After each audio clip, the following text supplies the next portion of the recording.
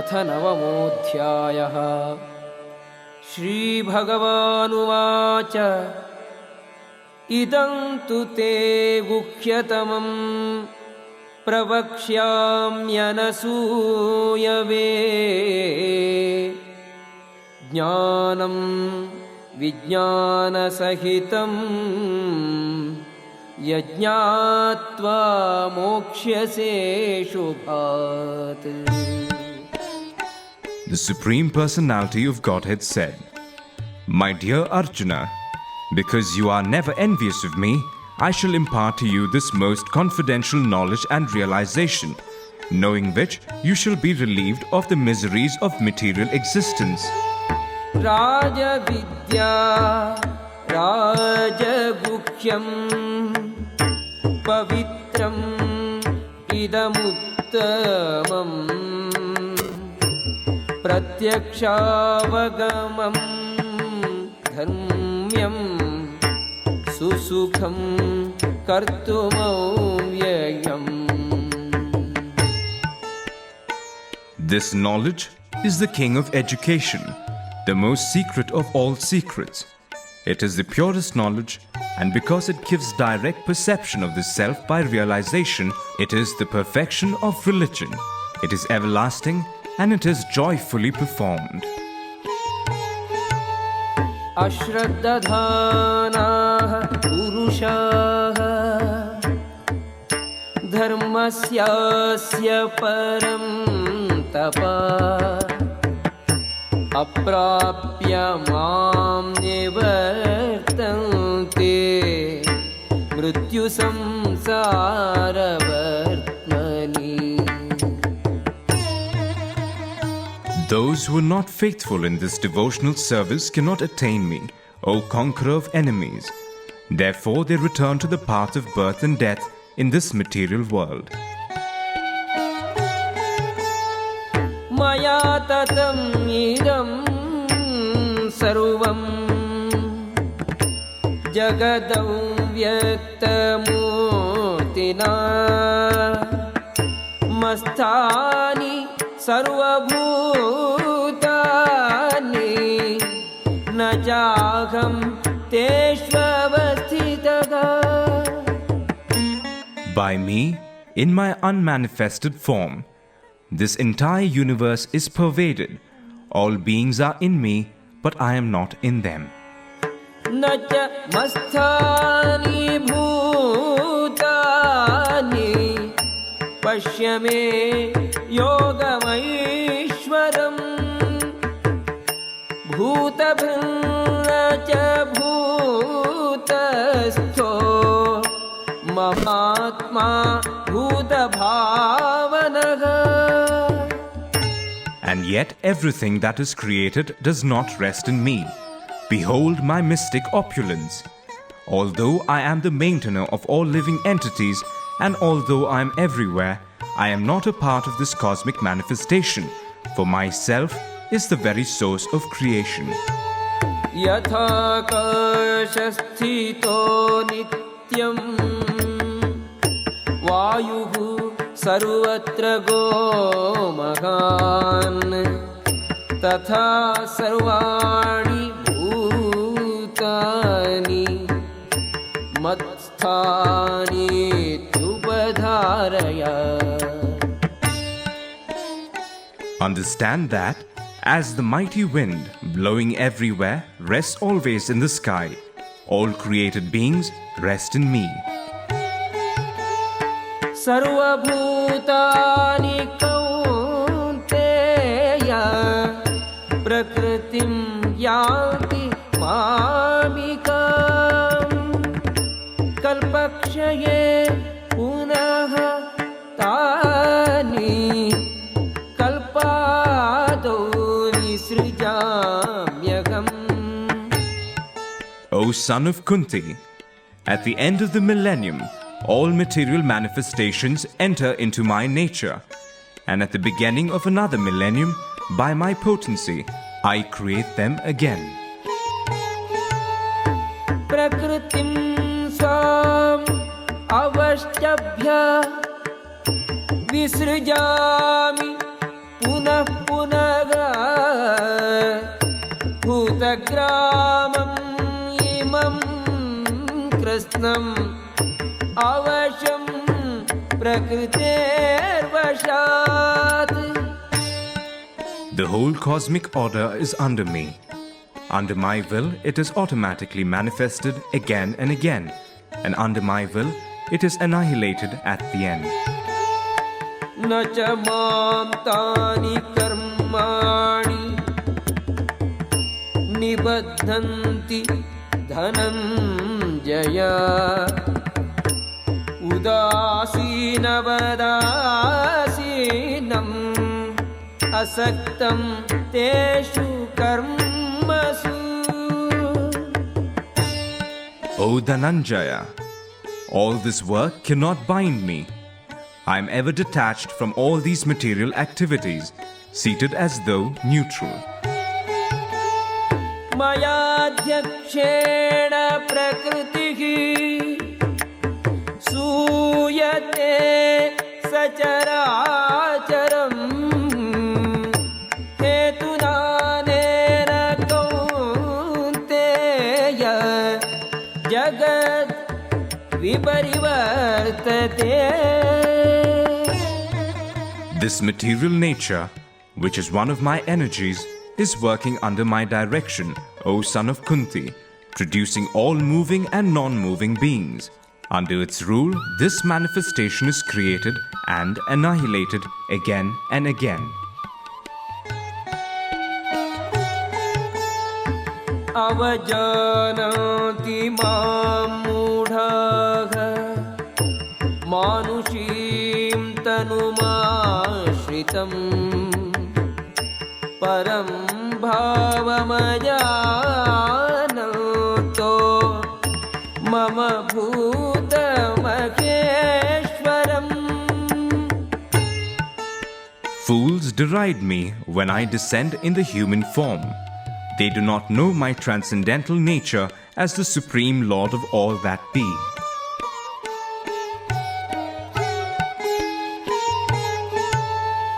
मोघाशा मोघकर्माणो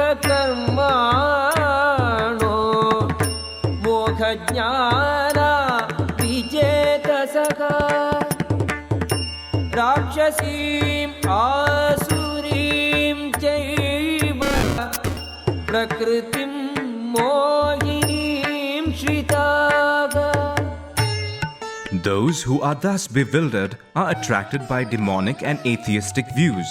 In that deluded condition, their hopes for liberation, their fruitive activities, and their culture of knowledge are all defeated. महात्मानस्तु मां पार्थ दैवीं प्रकृतिम् आश्रिताः. भजन्ति अनन्यमनसो ज्ञात्वा भूतादिम् अव्ययम्. O son of Pritha, those who are not deluded, the great souls, are under the protection of the divine nature. They are fully engaged in devotional service because they know me as the Supreme Personality of Godhead, original and inexhaustible.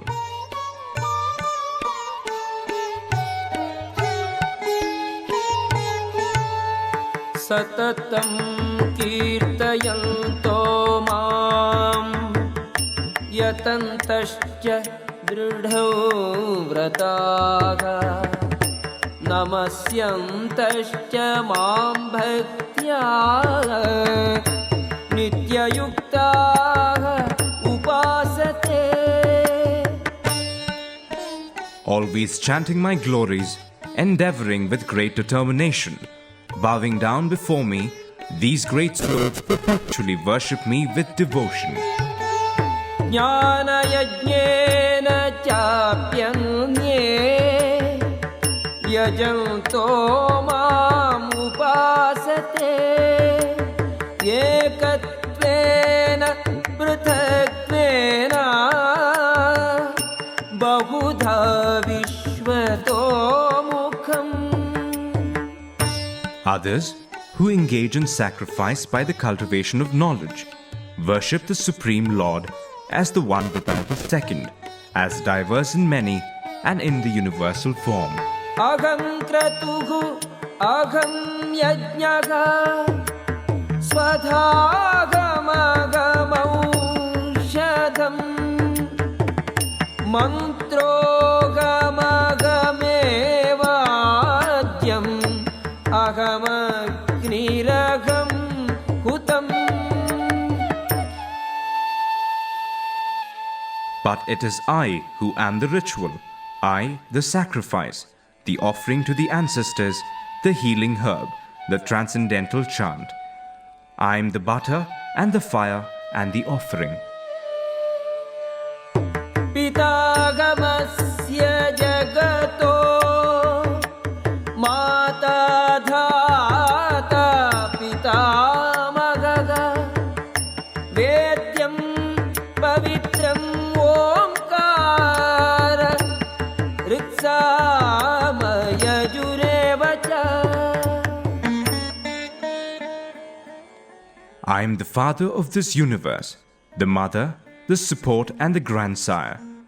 I am the object of knowledge, the purifier and the syllable Om. I am also the Rig, the Sama and the Yajur Vedas. Gatirbharta Prabhu Sakshi Nivasagha Sharanam Suhrit Prabhavagha Pralayagha Sthanam Nidhanam Bijamavyayam.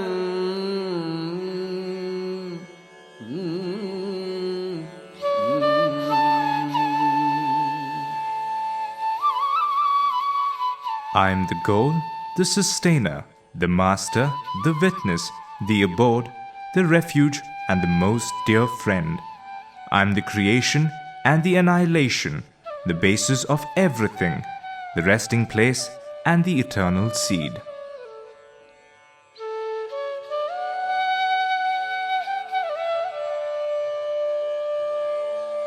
Tapamyahamaham varsham nigruhnami utsrujami cha amritam chaiva mrityuscha sadasachaham Arjuna. O Arjuna, I give heat and I withhold and send forth the rain. I am immortality and I am also death personified. Both spirit and matter are in me. Traividya mam somapagha utapapagha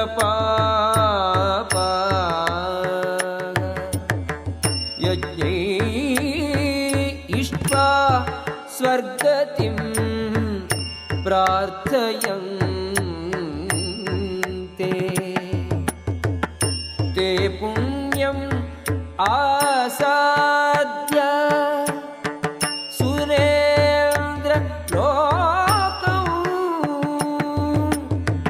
ashyanti divyam divi deva bhogan. Those who study the Vedas and drink the Soma juice, seeking the heavenly planets, worship me indirectly. Purified of sinful reactions, they take birth on the pious heavenly planet of Indra, where they enjoy godly delights. Tetam bhuktva swargalokam vishalam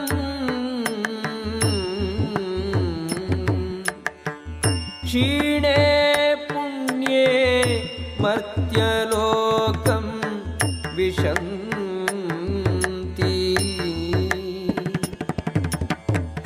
Yevam trayi dharmam anuprapanna गतागतं कामकामाः लभन्ते.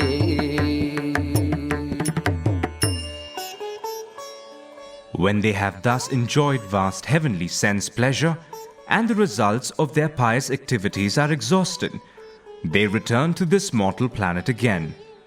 Thus, those who seek sense enjoyment by adhering to the principles of the three Vedas achieve only repeated birth and death.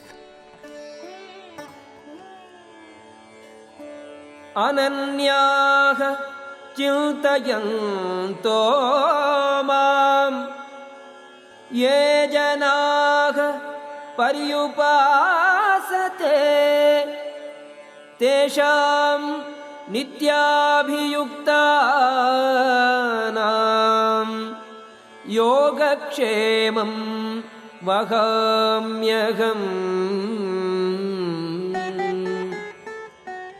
But those who always worship me with exclusive devotion, meditating on my transcendental form, to them I carry what they lack and I preserve what they have.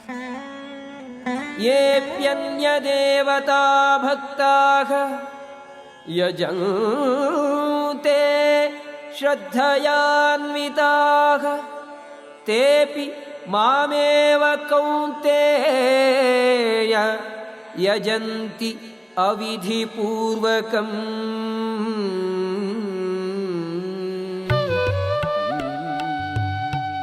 Those who are devotees of other gods and who worship them with faith actually worship only me, O son of Kunti, but they do so in a wrong way. अहं हि सर्वयज्ञानां भोक्ता च प्रभुदेव च न तु माम् अभिजानन्ति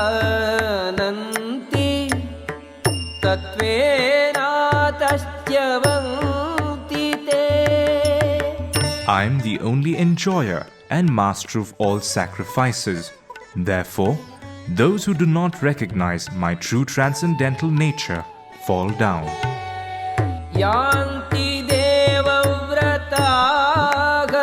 देवान् पितॄन् यान्ति पितृव्रताः भूतानि यान्ति भूतेज्याः यान्ति मद्याजिनोऽपि माम्.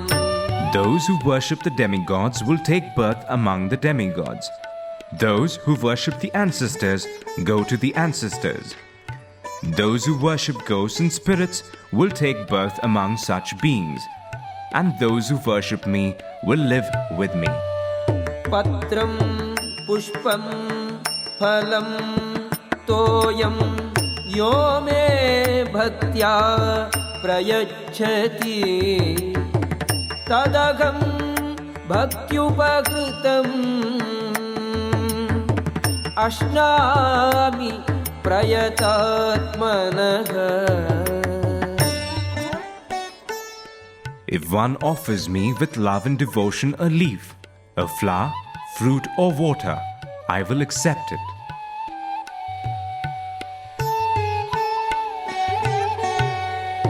यत्करोषि यदश्नासि यज्जुहोषि ददासि यत् यत्तपस्यसि Kaunteya तत्कुरुष्व मदर्पणम्. Whatever you do, whatever you eat, whatever you offer or give away, and whatever austerities you perform, do that, O son of Kunti, as an offering to me.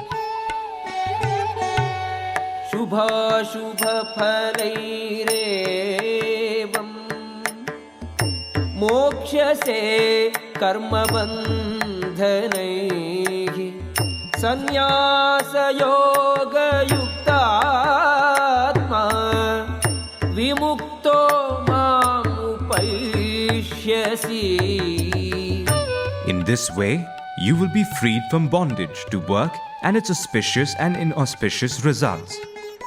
With your mind fixed on me in this principle of renunciation, you will be liberated and come to me. समोहं सर्वभूतेषु न मे द्वेष्योऽस्ति न प्रियः ये भजन्ति तु मां भक्त्या मयि ते तेषु चाप्यहम्. I envy no one, nor am I partial to anyone. I am equal to all. But whoever renders service unto me in devotion is a friend, is in me, and I am also a friend to him.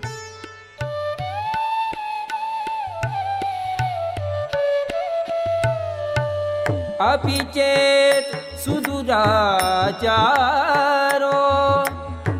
भजते माम् अनन्यभाक् साधुरेव स मन्तव्यः सम्यग् व्यवसितो हि सः. Even if one commits the most abominable action, if he is engaged in devotional service, he is to be considered saintly because he is properly situated in his determination. क्षिप्रं भवति धर्मात्मा शश्वत् शान्तिं निगच्छति. कौन्तेय प्रतिजानीहि न मे भक्तः प्रणश्यति. He quickly becomes righteous and attains lasting peace. O son of Kunti, declare it boldly that my devotee never perishes. मां हि पार्थ व्यपाश्रित्य येऽपि स्युः पापयोनयः स्त्रियो वैश्याः तथा शूद्राः तेऽपि यान्ति परां गतिम्. O son of Pritha, those who take shelter in me, though they be of lower birth, women, Vaishyas and Shudras can attain the supreme destination. किं पुनर्ब्राह्मणाः पुण्याः भक्ताः राजर्षयस्तथा अनित्यम् असुखं लोकम् इमं प्राप्य भजस्व माम्. How much more this is so of the righteous Brahmanas, the devotees and the saintly kings. Therefore, having come to this temporary miserable world, engage in loving service unto me. मन्मना भव मद्भक्तो मद्याजी मां नमस्कुरु मामे वैष्यसि युक्तैवम् आत्मानं मत्परायणः. Engage your mind always in thinking of me. Become my devotee. Offer obeisances to me and worship me. Being completely absorbed in me, surely you will come to me. ॐ तत्सदिति श्रीमद्भगवद्गीतासु उपनिषत्सु ब्रह्मविद्यायां योगशास्त्रे श्रीकृष्णार्जुनसंवादे राजविद्या राजगुह्ययोगो नाम 9मोऽध्यायः.